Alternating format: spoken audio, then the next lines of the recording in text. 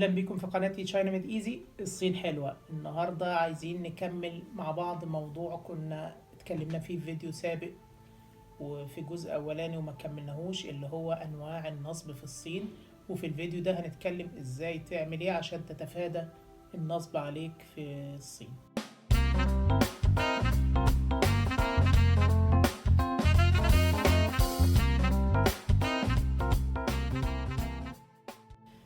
اهلا بكم في قناتي تشاينا ميد ايزي. الصين حلوة. النهاردة عايزين نكمل مع بعض موضوع كنا اتكلمنا فيه في فيديو سابق وفي جزء اولاني وما كملناهوش، اللي هو انواع النصب في الصين. وفي الفيديو ده هنتكلم ازاي تعمل ايه عشان تتفادى النصب عليك في الصين. من انواع النصب في الصين انك تشتري منتج ويبقى عليه داتا مش حقيقية خالص. يعني في مثلا تروح الصين عايز تشتري كارت ميموري، وناس كتير قوي بتحب تشتغل في موضوع كارت الميموري ده، معرفش ليه. تشتري كارت ميموري مثلا يقول لك ان الساعة بتاعته 1 تيرا، وتفاجأ في الاخر بعد ما تشتري وتجيبه وتجربه ان هو الساعة بتاعته عادية جدا، مثلا 64 او 32 او كده. فده نصب يعني موجود ومنتشر في الصين للي بيشتري بطريقة عشوائية من غير ما يبقى عنده خبرة او يستعين باللي عنده خبرة في شراء البضاعة اللي ليها مواصفات خاصة.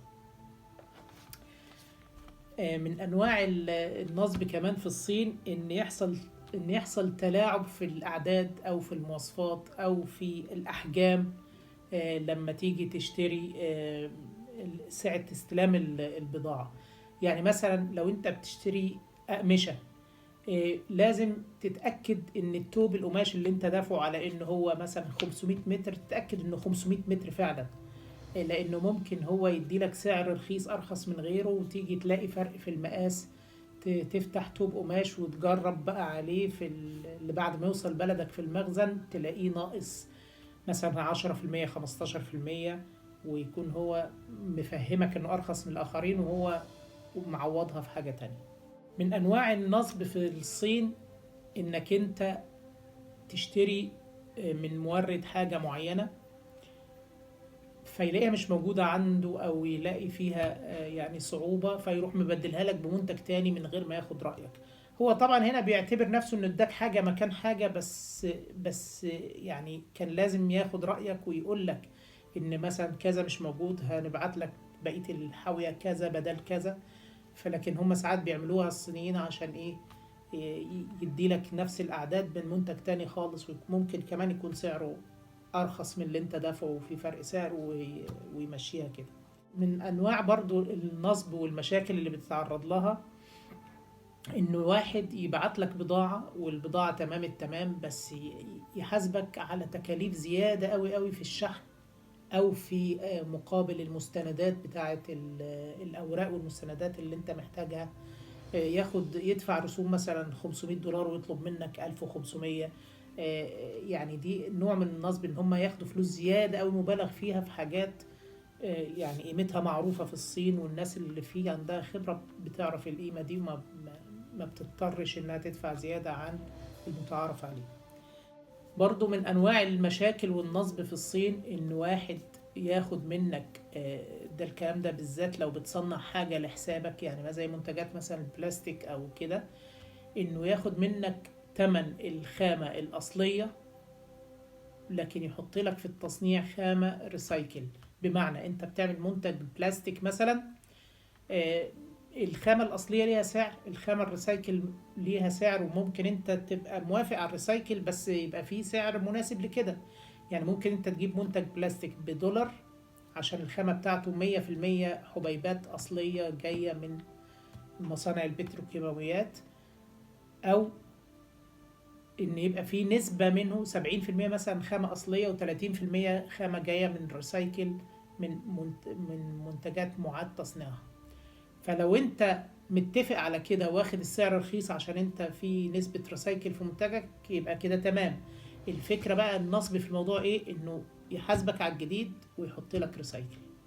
من انواع النصب في الصين انك تتواصل مع الانترنت مع مصنع كبير والموقع عظيم وكل حاجة، وبعدين تعمل معاه اوردر وتيجي تشتغل او تبعت وكيل عنك، او انت تروح مثلا الصين تفاجئ ان مفيش مصنع اساسا، وان ده كله يعني صورة وهمية ان في مصنع او في حاجة كبيرة وهو مش موجود على ارض الواقع، ويبقى مجرد سمسار ممكن ينفذ معاك الشغل بس بجودة مش مضمونة، او ممكن كمان ياخد الفلوس وما ينفذش الشغل.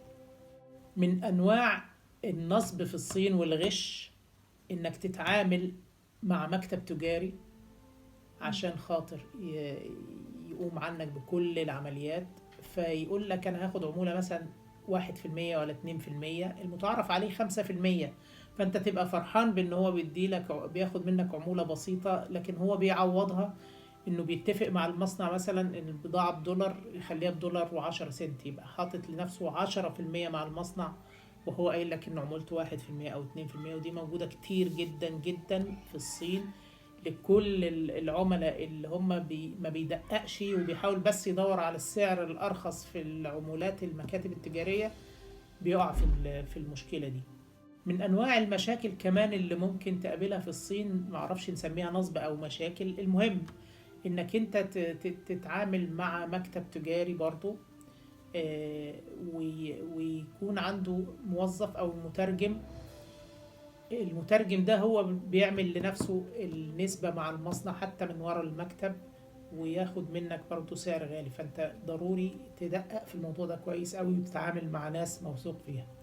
وممكن كمان انت تتعامل مع مترجم كده فريلانسر موجود حر، مش موجود في مكتب، فيعمل يعني يعمل عليك شغل كبير جدا ويعمل ارقام كبيرة.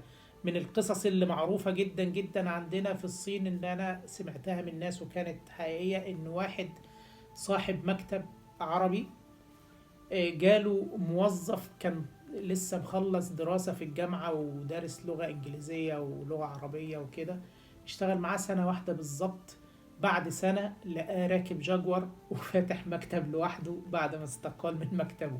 في كمان قصة حصلت لواحد صديقنا، ان هو كان عنده مكتب في الصين، وكان عنده مترجم جاي جديد عنده بقاله فترة بسيطة يعني، وهو للأسف ما بيعرفش صيني صاحب المكتب، وكان بيتكلم مع المترجم بالإنجليزي أو بالعربي.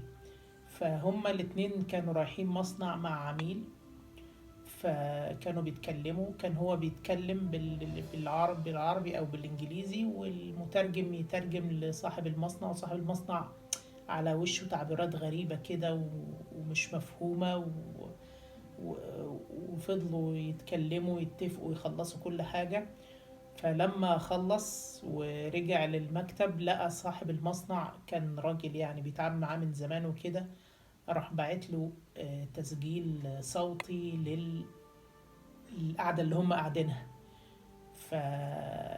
فما فهمش ايه الموضوع، فراح جاب صديق ليه تاني عربي بيتكلم صيني، فسمعه التسجيل الصوتي، فقال له انت كنت بتقول حاجة، والمترجم اللي شغال معاك الجديد ده بيترجم لصاحب المصنع حاجة تانية خالص، وعمال يقول له الراجل ده مالوش في الشغل، وخليك معايا انا وهتاخد واديني عمولة كويسة وشغلك معايا انا، ومالكش دعوة بصاحب المكتب خالص.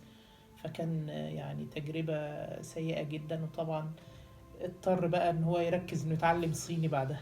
من انواع المشاكل كمان اللي بتقابلك في الصين او النصب او المشاكل، انك انت تشتري بضاعة مثلا حساسة وتدفع فلوس مقابل انها تتأمن وتتغلف بطريقة كويسة، والصينيين يوفروا الفلوس دي ويغلفوها بطريقة يعني مش مناسبة، فتتعرض للكسر او للتلف.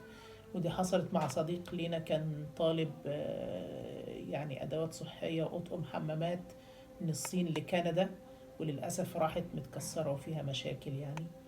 ف يعني كان موقف سيء جدا جدا يعني. دلوقتي بقى ايه، احنا قلنا المشاكل وعايزين نتكلم ازاي تتفادى النصب عليك في الصين.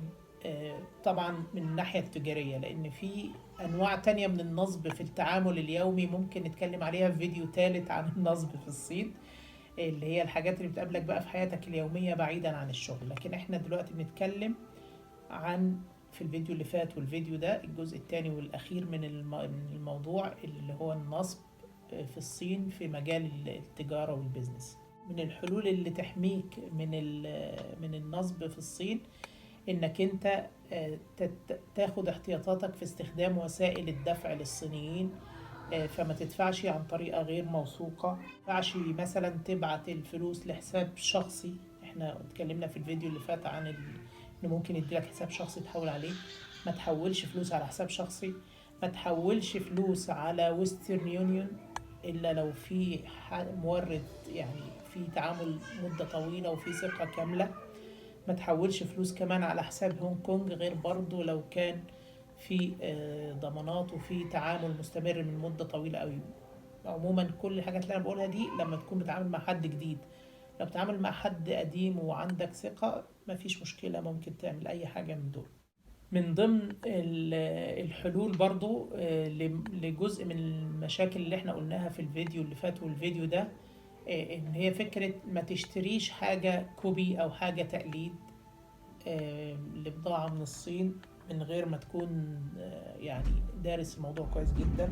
ما تاخدش حاجة تقليد او تشتري ماركة من غير المصدر الطبيعي بتاعها. يعني اشتري الماركة من اصحاب الماركة، تشتريش البضاعة المقلدة او الكوبي، وما تشتريش الماركات غير من المصدر الاصلي بتاعها.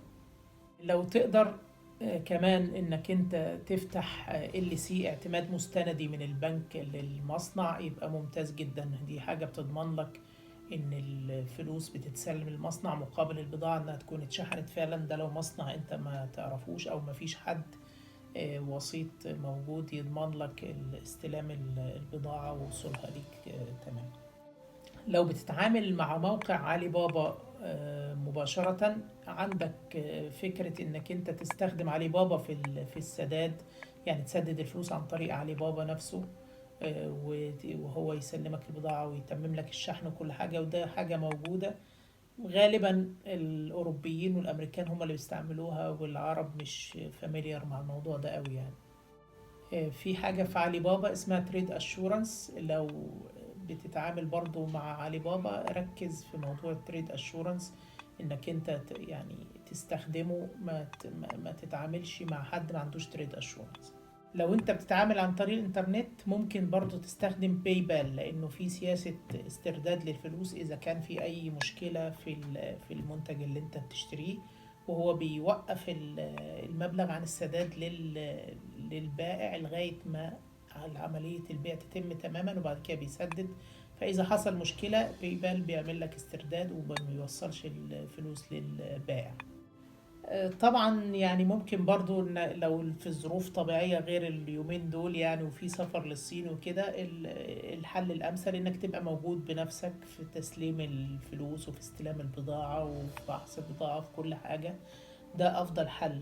ده يعني حل ممتاز جدا في الظروف العادية لما الظروف تسمح بيه. الحاجة بقى اللي تغنيك عن كل اللي فاتوا دول إن يكون لك شريك تجاري، حد موثوق فيه من المكاتب التجارية اللي موجودة في الصين، يكون ثقة ويكون عنده أمانة ويكون عنده خبرة كمان بالتعامل في كل المشاكل اللي احنا قلناها دي. ده أحسن حل انت ممكن يعني شغلك يمشي بيه.